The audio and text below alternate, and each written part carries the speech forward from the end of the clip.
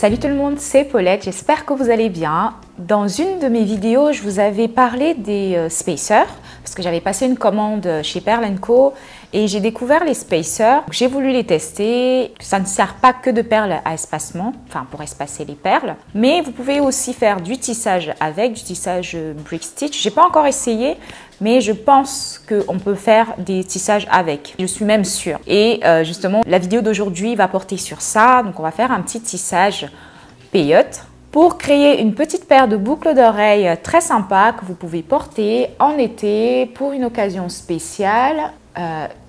J'adore, ça fait chandelier, ça bouge, voilà, ça brille aussi au soleil, c'est juste magnifique. Et en plus, les spacers que moi j'ai choisis, je les ai déjà testés pendant un très long moment sur des bracelets et ça tient très bien. Donc la dorure qui est dessus tient très bien. Donc je peux vous les conseiller. Voilà, les yeux fermés, vous pouvez y aller. Et ça peut servir à plein de projets. Donc voilà, si vous voulez savoir comment faire ces boucles d'oreilles, continuez à regarder.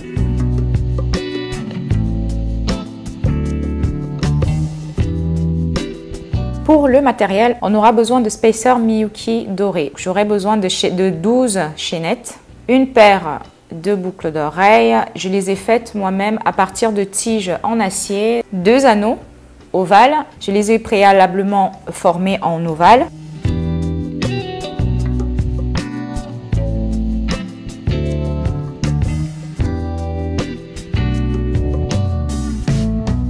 Du fil Miyuki doré, une aiguille de taille 10, 2 pinces plates. Vous aurez besoin aussi d'une perle de blocage qu'on va utiliser tout de suite. Donc je vais la poser, je vais la mettre à l'extrémité de mon fil. Là j'ai coupé 1 mètre de fil, mais je l'ai déjà utilisé pour faire la première boucle d'oreille. 1 mètre de fil, c'est largement suffisant. Ici, je vais prendre mes spacers. 1 gramme, ça suffit largement aussi pour les spacers, pour faire votre paire de boucles d'oreilles. Donc, je vais commencer par prendre 10 spacers.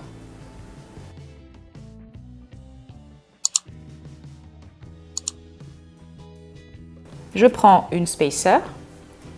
Je saute une spacer ici. Et je pose ma spacer que je viens de prendre. Et ainsi de suite. Je saute une spacer, je passe dans la spacer suivante. Jusqu'à ce que je finisse la ligne.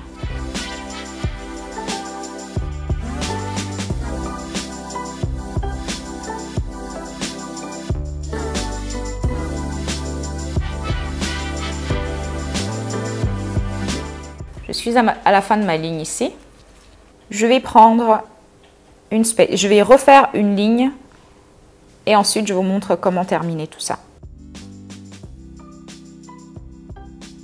Je prends une spacer et je rentre dans les perles qui sont déjà positionnées. J'ai juste à combler les espaces ici. Donc voilà. Et ensuite je vais tourner mon tissage comme ceci pour l'avoir en longueur. Je vais déjà renforcer mon tissage et je vais revenir dans les perles comme ceci.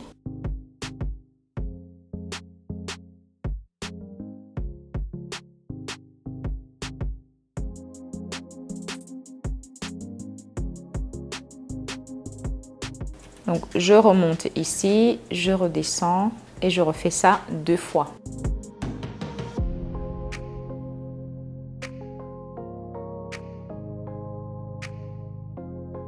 C'est pour que le tissage soit plus rigide et que ça se maintienne mieux avec le poids des petites chaînettes. Hop, ici, j'enlève ma perle de blocage et je vais former un petit nœud avec ce fil.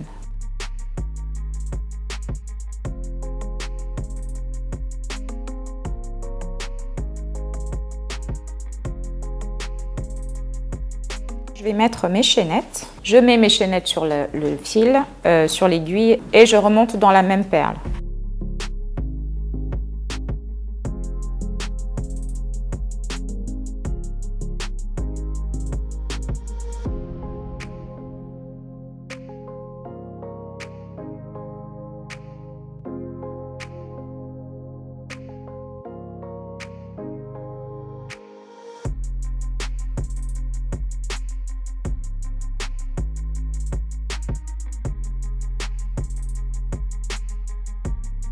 Pour accrocher ma boucle d'oreille, je vais prendre une spacer que je vais placer au-dessus,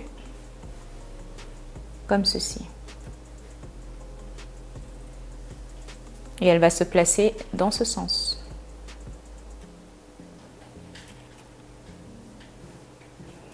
L'avantage avec les spacers, c'est qu'on peut rentrer plusieurs fois dans ces rocailles parce que le trou est assez large.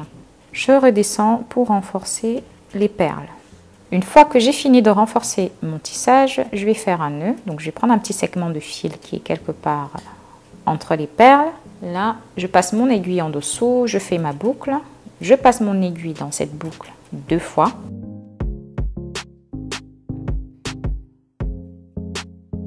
Et ensuite, je fais mon nœud, je retourne dans quelques perles.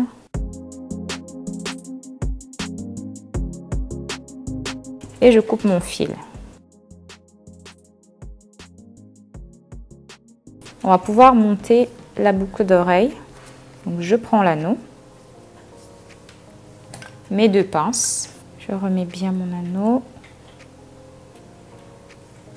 qu'il soit bien ovale. C'est encore un peu courbé. Voilà, c'est un anneau en acier. Donc souvent les anneaux ovales peuvent coûter plus cher que les anneaux ronds. Donc si vous achetez plusieurs anneaux ronds, enfin un lot d'anneaux ronds, n'hésitez pas à les former en anneaux ovales vous-même. Parce que j'ai déjà montré comment former vos propres anneaux ovales dans une de mes vidéos. Je crois l'avant-dernière, je ne sais plus. J'ai mis tout ça dans les techniques de base.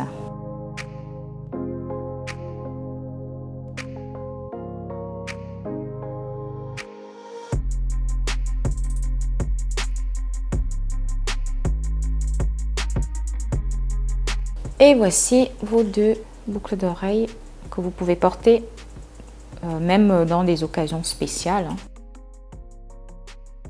Voilà, des petites boucles d'oreilles chandelier. J'espère que cette vidéo vous a plu. N'hésitez pas à me dire ce que vous en avez pensé.